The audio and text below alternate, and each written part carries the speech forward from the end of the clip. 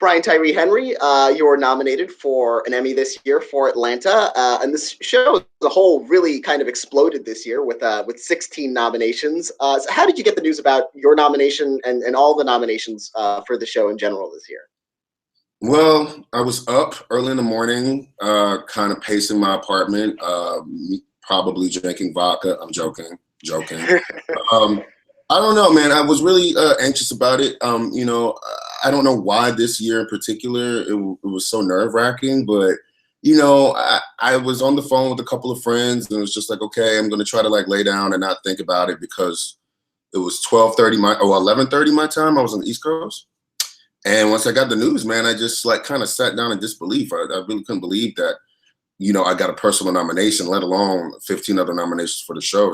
So, like when I get that question, I'm like, I think y'all know what we did. I think, we all were screaming and clapping and going crazy. You know what I mean? Like it's such an honor and it's just really, really exciting for for everyone involved with Atlanta. So yeah, I did exactly what everybody else did. I was going nuts. And how did this compare to last year when you actually received your first nomination for guest starring on This Is Us? Like, did this feel different? Yeah, I was at home for this one. Last year I was in Chicago filming a movie, so I was doing the same thing, just in another place, just another time zone. But to get this nomination for our show is even sweeter. It was just much more cooler. And one of the interesting things about Atlanta, just as a show in general, is how sometimes kind of experimental it is. It has so many different styles and tones that it varies between. And I think that was especially the case in season 2. What's it like as an actor adjusting to kind of the different demands of each episode, from episode to episode like that? It's something you kind of yearn for that. I mean, it's really great going to set knowing that every week is going to be something different. Sometimes not really knowing how everything is going to unfold for your character. It's also just a familial kind of aspect because, like, it's very collaborative and very, as you said, experimental. And it's I don't know, it's just unlike anything I've ever done before. And to work with my amazing cast, I mean, and our amazing writers and our directors, it's just it gives you a place to play. And so that's something that I think that a lot of the fans kind of look forward to and take from our show is that, you never really know exactly what kind of side door we're going to go in and come out of. And you never really know where the plot's going to go. And I mean, that's just the most gratifying thing, isn't it? Like to be an actor and doing something really fresh and, relevant for, what's going on in the world right now.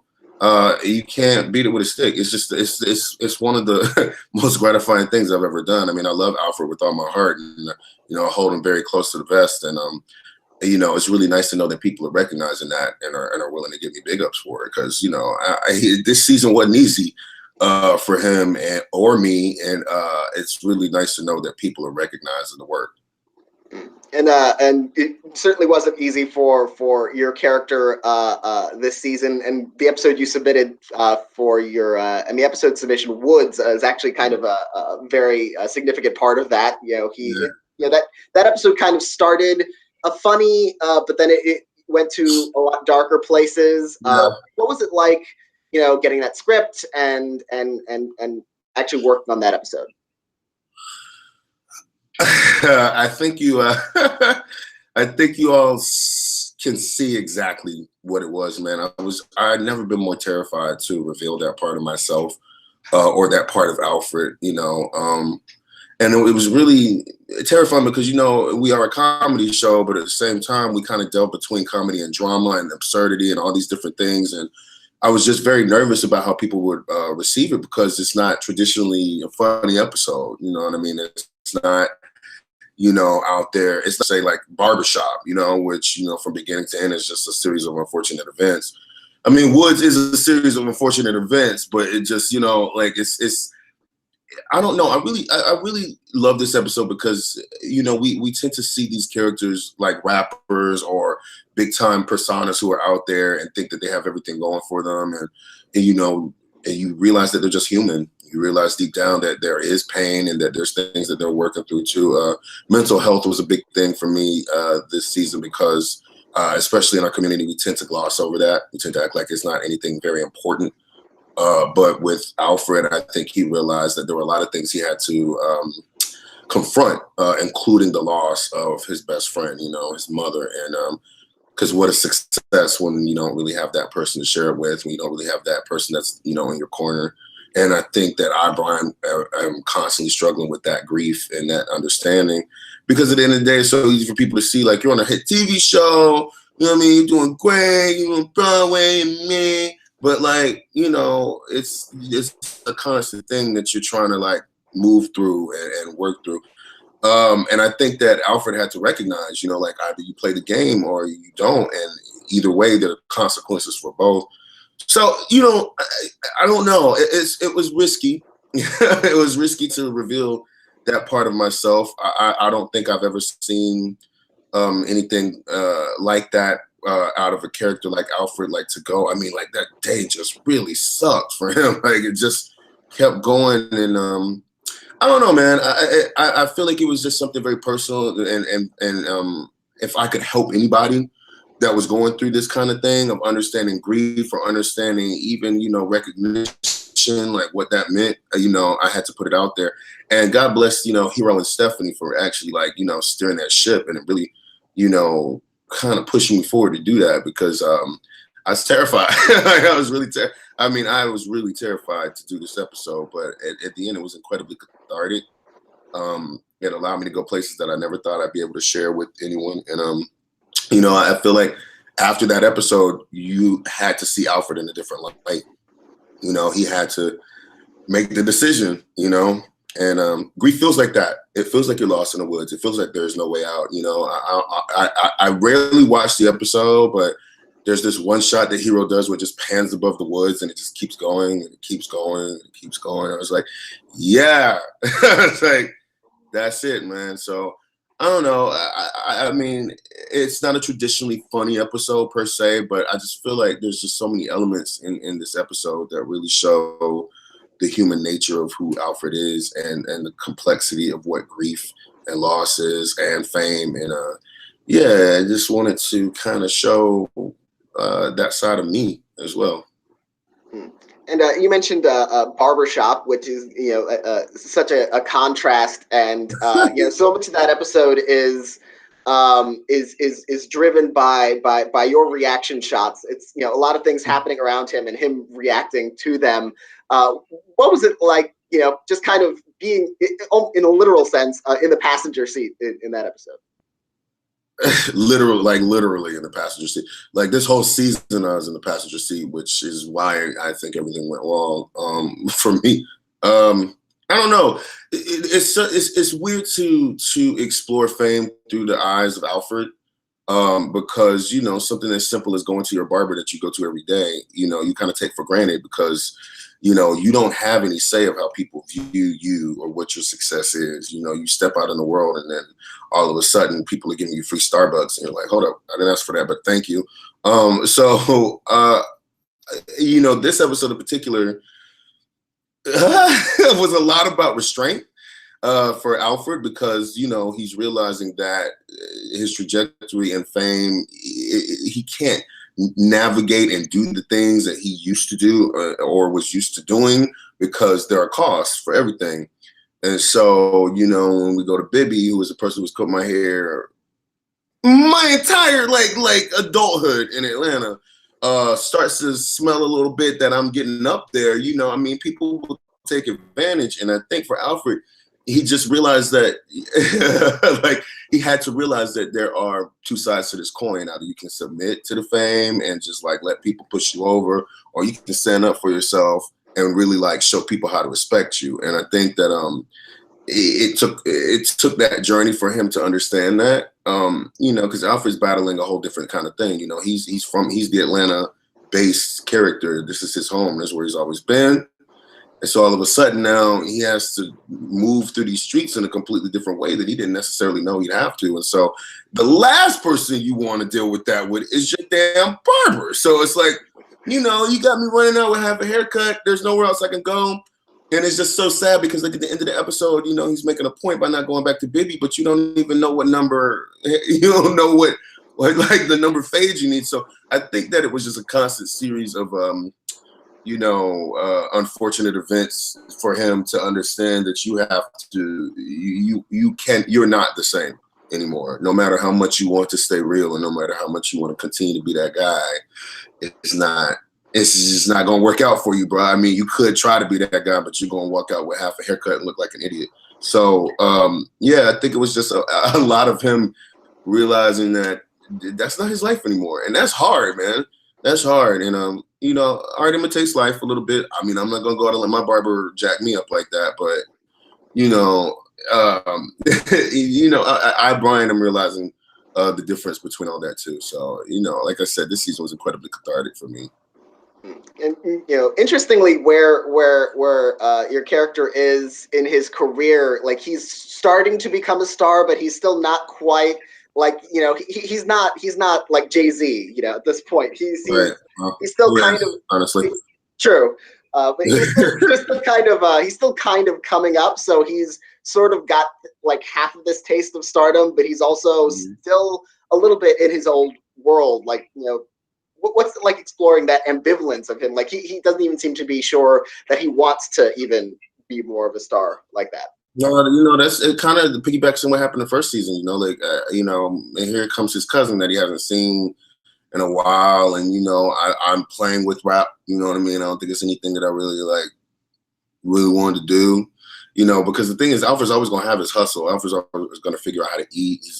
He's going to have his lights on. He's going to have a roof over his head. He knows how to provide for himself. But, when someone turns that scope in on you and it's like, actually, I think you got it. I think that you could actually do, that's hard to take. Donald has this crazy way of, it's this weird empath energy that he can kind of sense exactly like where you're at or where your mind is or like, where where your spirit is. It's like and he kind of like knows how to like kind of like turn that mirror towards you a little bit and force you to kind of like see what's going on with you. And I think that a lot of this season especially, was about getting to the heart and essence of who Alfred was. Because I know for me, my journey with Alfred was fighting the moniker of Paperboy. I don't know if you notice, I will always call him Alfred. Like the Paperboy is him over there, but Alfred is who I am 24 hours a day. And I think I really always wanted to show the humanity of this person. Like, it's so easy to to just see this name and this title and just like that's all he is to you. And I really wanted to really showcase the humanity of Alfred this season, and with the writers and Donald, they allowed me to really like explore that. But when you explore that, it doesn't necessarily mean it's going to be easy. It doesn't necessarily mean that the path is going to be that clear. And it was rough, man. I mean, Alfred this season, like we only talk about humiliation. Like it just seemed like every turn and every, route he tried to take was kind of like an embarrassment. If I'm not getting drinks thrown on me, what I'm saying? My clothes are cut up. I'm getting mugged in the street. You know what I mean? I'm getting a pedicure and I'm running out in my socks. Like there's just all kinds of things that came. The cavalcade of Alfred, as I called it this season, Alfred's Lament even. And, I think what's really important is that the heart of who he was shown this season. The pain of who he was shown this season. And also still the humor of him, man, because like, Alfred can still find a way to find the humor out of things so he doesn't kill people. So, you know what I mean? Like he's got to find a way to kind of like keep that inside. But what was really great about this season is seeing the support system that he had, seeing the people that really did have his back and yeah, like to remove the things that didn't need to be there. And I don't know. I'm really grateful to our writers, man. Stephanie and Femi and Ibra, like they did some amazing work. Steven, they did some amazing work this season of really getting to the heart of who all these characters were. And the path wasn't a straight line at all. We were doing all kinds of things this season, and I don't know. I think that's the most exciting part about our show is not really knowing exactly like what lane we're in, and then creating one for ourselves and just going with it, man. Hazard cones and all, we're just gonna plow through it, and yeah, it's the most gratifying work I've ever done. Now, a lot of the season was about characters reassessing their relationships with Earn. And Alfred does have that him as a support system, but also he's sometimes more of a hindrance than a help. What do you think about that relationship going forward? Do you think Alfred is better off with Earn or without him? That's good. I don't know. I don't know. I really don't know. What I do appreciate is that you can see the concern with Earn about not knowing where his place is in my life, which is good. He should be concerned. But I don't know if he knows where the concern should be. Should it be about us as family or us as business partners, and can the two coexist? You know what I mean? Like, because there's one scene in particular this season that just really like breaks my heart, and it's in episode 9. We're sitting on the couch, sharing a blunt after seeing these naked frat guys snap it out, and then we're in front of this flag, and we're just having this conversation. And it seemed to be the first time that you really got to see us like have a conversation about like, look, your spot's not guaranteed. I need you to go out there and get me money. Like that's what this is about. Money is important. And to watch it just not dawn on him like, oh wow, I didn't even think about that. Like that it kind of it was a constant kind of this. I can't figure out what to call this, but yeah, it was kind of that. So I think it's good that nobody knows if their spot is secure going forward. No one knows. Like no one knows exactly what relationship is going to be solid, what relationship is going to really stick. But we all know that a change has to happen. Like a change has to happen, or else we are going to be stagnant. And I almost lost my life. Almost lost my life. And Ern, you got beat up in the street, and Tracy came out of nowhere. So Darius was a little worried. I think it was just about that Robin season kind of mentality, like what you think is yours is not really yours, and can be taken from you at any given point in time. And that is a scary feeling. It's very reflective of like the things we think about every day, like what's here may not be here the next day. So what are you going to do to protect it, and what are you going to do to evolve? So it was this season was it was one for the books, I think. Now, in addition to Atlanta, you've done quite a bit of theater work, and this year you returned to Broadway in the play Lobby Hero, and earned a Tony nomination for that. Yeah. How did that opportunity come about? And I assume your reaction to getting the Tony nomination was similar to both your Emmy nominations. Yeah, theater is my home. Theater is where I learned how to do everything. Theater is like, it's my safe space, call it my Boys and Girls Club of acting, like it's my place that I can go and be with my community and feel safe. And like, it's where my heart has always been, and my team was like, there's this really cool play coming out, with Kenny Lonergan, and, it's got Michael Cera and Chris Evans. I was like, well, I clearly have to do that. And I don't know, like there's something to be said about intimate plays. Like there was only 4 people in this cast. I seem to be in groups of 4 seem to work for me. I don't know. It's interesting. And I got to work with Bel Powley, who is a great friend of mine. We did a film together last year, and the story was very important to me. This concept of doing what's right, if someone does wrong, what does it mean to uphold your family? The circumstances that come with that, race as well, social status as well, sexism as well. All these things it was just all there in this nice little bundle. And then you put these 4 people in a lobby with these 4 walls and nowhere to go. And you expose all that. I don't know. It was hard to do. It was hard to do 8 shows a week, 6 days a week. It was. But it was the most gratifying. I mean, Kenneth Lonergan is a great writer.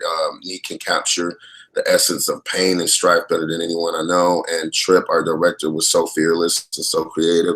And my cast, man, I mean, I've never experienced anything like that. But it was I don't know, there's something about when those lights come up and then you've got these people that have agreed to sit next to these total strangers and watch for other strangers, tell the story, and then you hope that they leave with a conversation. You hope that they leave talking to people that they never would have talked to, having discussions that they never would have had, because what you did up there was so, impactful and gave them liberty to say, you know what, I didn't like how that happened. Like, can you imagine like the situation going?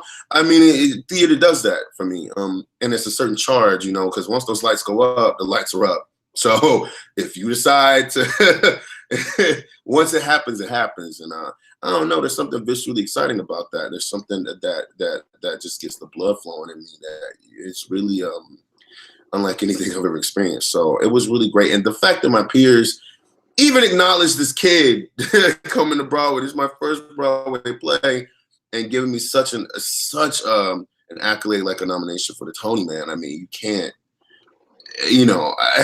I'm still in shock. Like, I still can't believe that I was like sitting amongst the masses of like Denzel and like George C. Wolfe and like all these other great theater gods and goddesses. It was unlike anything in the world, and I would happily do it again. Not for a while. Need a little break. It takes another, but that's home, man. Like, that theater is definitely that's it's my essence, and I was very happy to go back to it. And you've also been working on a few films, a few that are coming out soon, including If Beale Street Could Talk by Barry Jenkins, Widows with Steve McQueen. What's it like getting to work with all these now? Suddenly, these this wide array of directors, in addition to playing these different characters. You know what I mean? Like, it's nice to be in the room. I have admired these actors and actresses and directors and producers and just I've admired their work for the longest time. And to really like be in the room with them is something really cool. And then I have to sit back and have to go, well, yeah, you're in the room too. Like it was never this thing of getting too sedity where I didn't think. But the caliber of how it's happening is something I can't even, I'm still kind of in shock that I was like in a room with Viola Davis, and then at the same time, Jackie Weaver's over there.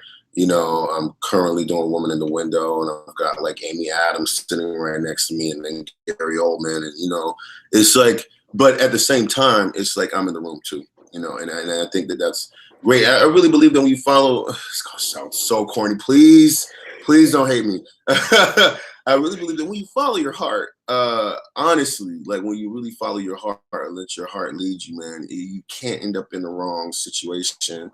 And that's how I take like every script, every part, because part of me does take these characters home with me, and it's a lot. But I care about them so much, and I care about the story that's being told. Like I like to go out there and champion for the faceless and the nameless, and put a name and a face to them that, we all know these characters, we all know these people, but I like to make sure that there's like an essence of them that people will remember and actually relate to. So I am honored. I feel I was like, I'm sitting here rubbing elbows with like Oscar winners, which is still like, it's still weird. It's still weird. But I mean, I don't know, man. I mean, like every day is an adventure. Every day is great, man. I mean, I don't know. When I get asked questions like that, I'm like, I don't know. How would you feel? I was like, I don't know. I'm saying, like, I'm having minor meltdowns all the time, knowing that I'm in there. But like, it's fun. Like, that's what this thing is for me. It is absolutely fun. It is absolutely invigorating. It's what I get out of bed for. It's what I like go down to sleep thinking about. I mean, I don't want to say I'm just a fan. Like I mean, it's in blood, and I love it, and it's great, and I'm so grateful to be around these amazing artists, and knowing that I can contribute to that pot I mean, yeah, that. Well, I want to congratulate you again on your Emmy nomination, your Tony nomination, everything you've got coming up. And thank you so much for talking to me today. Anytime, man. I appreciate it.